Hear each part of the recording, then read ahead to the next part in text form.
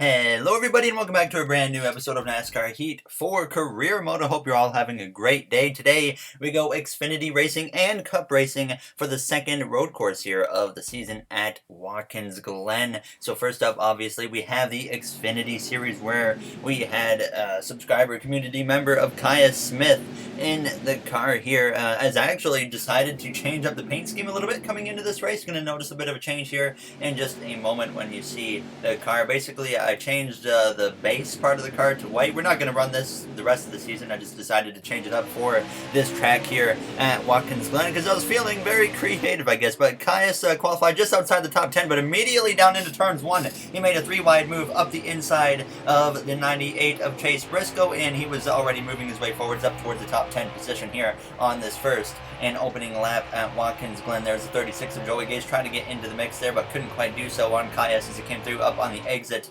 of the S's. But he looked to the inside of Ray Black Jr. down this little back straight away, heading down into the bus stop, and he would move in front of the 07, and he was just moving his way forwards very quickly on these first few laps. He came through now out of the carousel, and he would actually make it 3 wide with a driver like Tyler Reddick and the 9 of Noah Gragson down the straightaway down towards the penultimate corner, and he would now move ahead of the 9 of Gragson through that penultimate corner.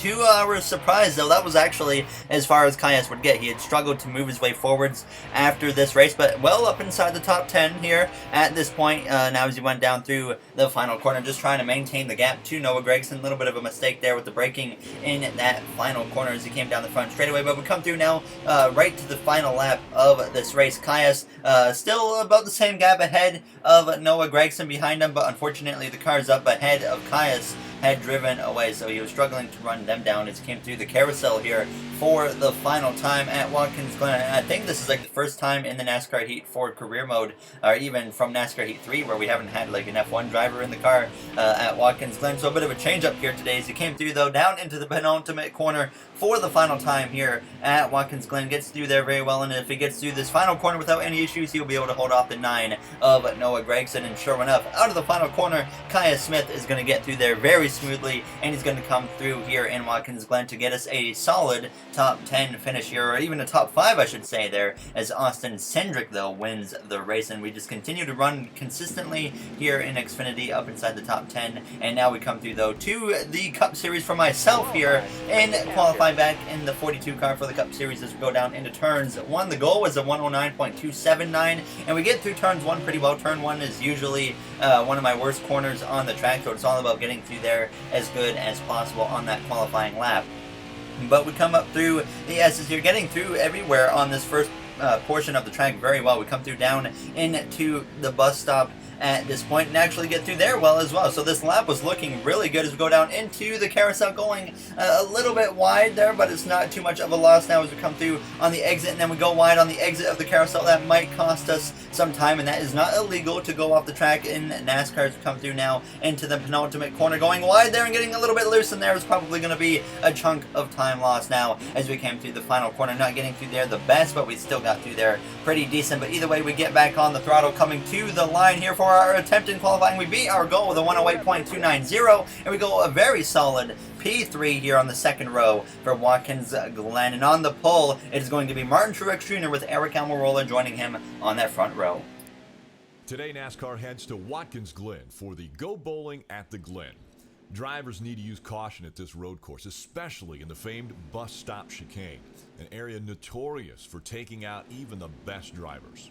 The pins are set. It's time to go bowling at the Glen. All right, thank you, Rick Allen. We're ready to go green here. The Go Bowling at the Glen here in Watkins Glen. Matt Tifft is having a stellar weekend. Look for him to be inside the top 35. Daniel Suarez remembers our antics, so we're going to have to watch out for him, but we'll probably be in front of him. And Alex Bowman starting at the back of the field after failing optical scanning station multiple times here in Watkins Glen as we're ready to go green here at the road course. Truex and Almirola on the front row now as the green flag is out and we are underway as we go down towards turns 1 from the 3rd starting position. Eric Jones there's going to make it 3 wide for the lead in turns 1. A very aggressive move from the JGR drivers to go down towards the S's. We're going to get lucky and actually clear the 10 of Almirola and still hold on to the 3rd position. Truex maintains the lead after that, but Eric Jones being aggressive right off the bat is we're going to give him a shove here on the exit of the S's as we head down this first back straightaway down towards the bus stop, giving him as much momentum as I can. I was hoping he was maybe going to get alongside Truex down here into the bus stop. Unfortunately, it didn't quite work out like I wanted it to here as we go down towards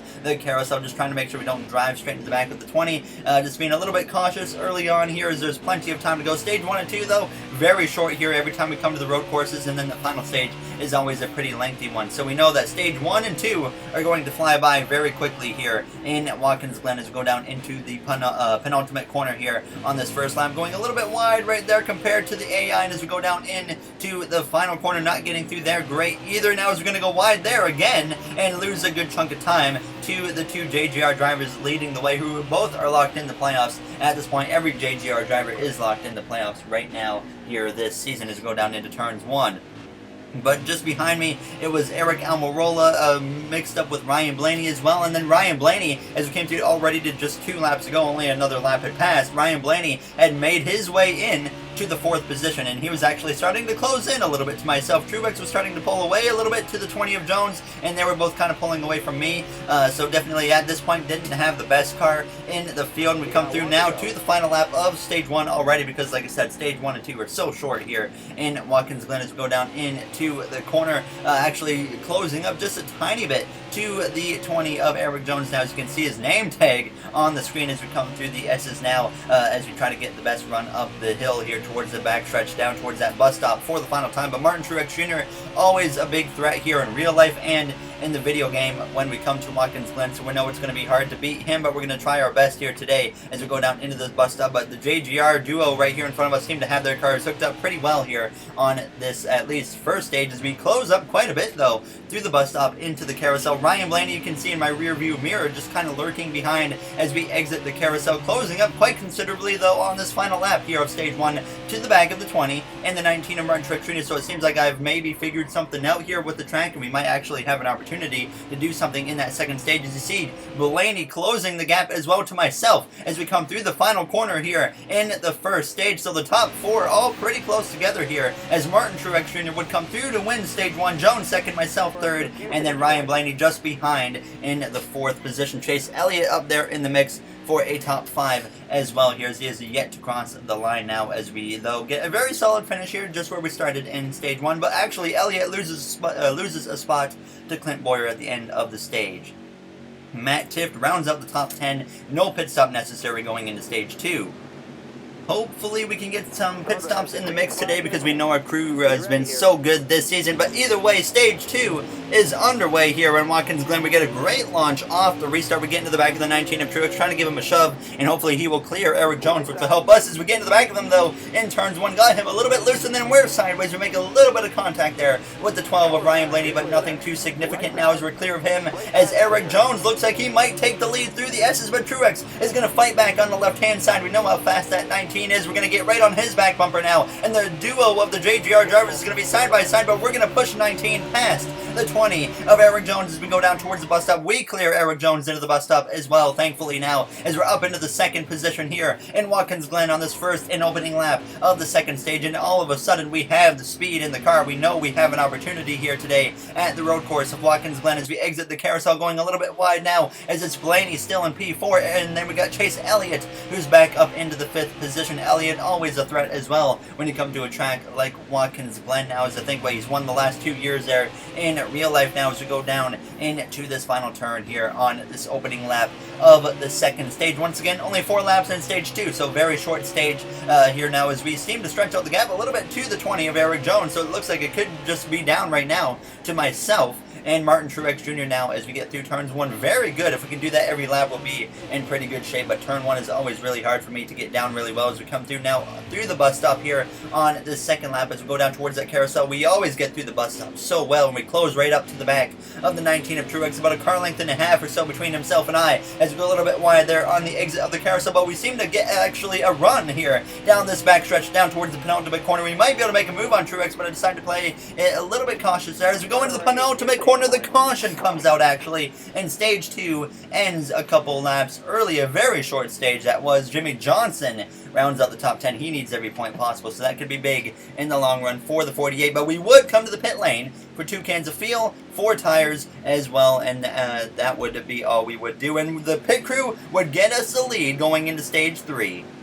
Our pit crew has been on fire this season. They put us out front. Now it's my turn to do my job and hold on to the lead as the third and final stage is underway here in Watkins Glen. Myself and Martin Truex Jr. side by side down into turns 1. Ryan Blaney, Eric Jones on that second row. We go a little bit wide into turns 1 and immediately we blow away the lead. Martin Truex Jr. out front here as we go down into the S's now, as that was not the restart I was looking for, and now we're going to have to put the fight back to the 19 of Truex now as behind us, third and fourth battling it out very hard between Blaney and Eric Jones. Now as we're going to go side by side with Truex through the grass there, we had the run, we go in the grass, we nearly get him down into the bus stop, but he's going to be able to fight back up the right side, and I didn't want to risk going side by side into there at this point in the race. Still over 10 laps to go now as we go down into the carousel, but we almost made it work, and honestly if I didn't put the car through the grass, we probably would have had the momentum there to clear the 19 of Truex. But some exciting scenes here on this opening lap of the third and final stage now as we go down towards that penultimate corner, but Ryan Blaney would take P3 away from Eric Jones. We know that he was closing in on us earlier in that first stage, so we know he has the speed, and immediately you can see him closing in my rear view mirror, and it doesn't help when I screw up the final corner completely and allow Martin Truex Jr. to open up that gap between himself and I now with just 12 laps to go here in Watkins Glen, which is still plenty of time. Ryan Blaney closes up right on my back bumper there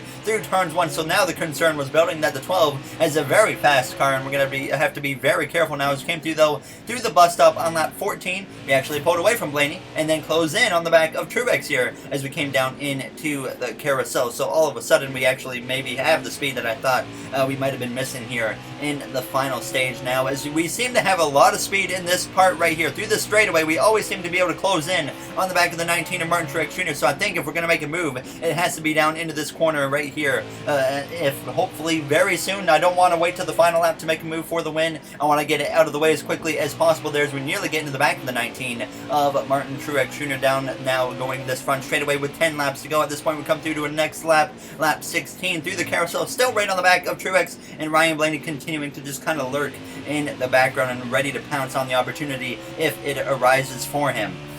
But once again, we continue to close in on the back of Truex on this straightaway, so I know it was becoming apparent that I was definitely going to have a chance to make a move on that penultimate corner on Truex if I could just get close enough to him on the exit of the carousel. But Ryan Blaney closes in once again, so just kind of all over the place. Blaney seems to fall off, then he closes in. We come through now on the exit of the carousel on lap 17, and this time we have a bit of a run here once again on Truex, but not close enough to make a move here as we go down towards that penultimate corner. But we're actually going to go up the outside simply because I overshoot the corner. We go wide on the exit now, very wide, as we go down towards the final corner. Blaney drives into the back of me here as we rejoin the track. We get damage on the bumper, but not significant, and it would not really affect the handling of the car too much now as we come through on lap 18 through the bus stop. At this point, the car was a little bit looser. I could feel it immediately, as you can see, going down into the carousel, slipping and sliding around as we go a little bit wide here.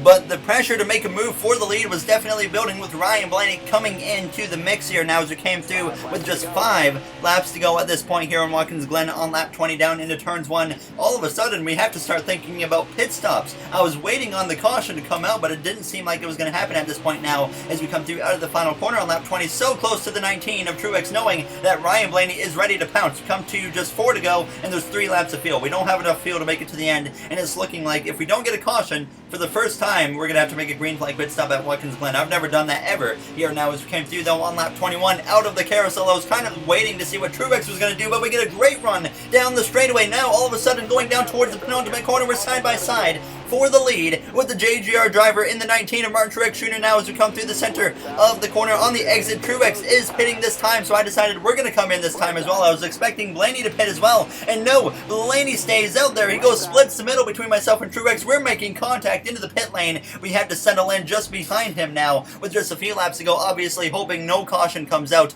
We would come into the pit lane for just half a can of fuel, no tires. Truex already out of his pit box. We get 3.1 seconds in, and we come out in front of Martin Truex Jr. We came into the pit lane behind him, and once again, the pit crew comes in clutch. The field man came in clutch apparently now as we're out in front of Truex P14 at this point, knowing that things will cycle out in our favor hopefully here as Ryan Blaney leads the way at this point though as we come through the S's.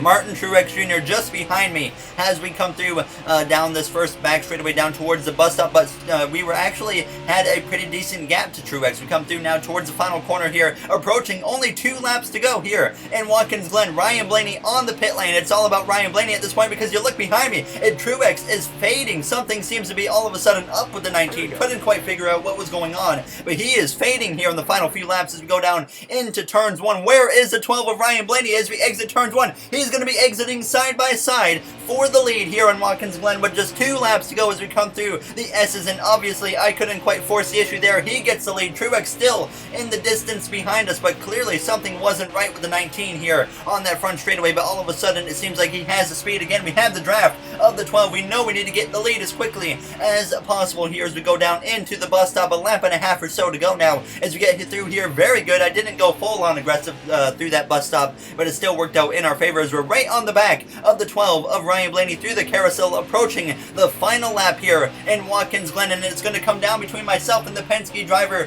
of Ryan Blaney. We have a great run down the straightaway once again towards the penultimate corner. We're going to be side by side for the lead here, coming to the white flag with Ryan Blaney. A little bit of contact there on the exit of the corner, but we both keep it straight now as we go down into the final corner. Truex seems to be pitting or something now as we come through. We're going to use the outside and we're going to make a pass. Truex to the pit lane again. Something is wrong with the 19, and we clear Blaney on the outside on the exit of the final corner as we start the final lap here in Watkins Glen. What a move to take the lead here on the final lap now as we exit turns 1. Blaney within 2 car lengths or so as we go down towards the S's here for the final time. No caution has come out surprisingly in this third and final stage. We usually get an overtime finish, but either way we don't even need overtime to have a good fight for a win here as we somehow manage to make that outside lane work on Ryan Blaney as we go down towards the bus stop for the final time here in Watkins Glen.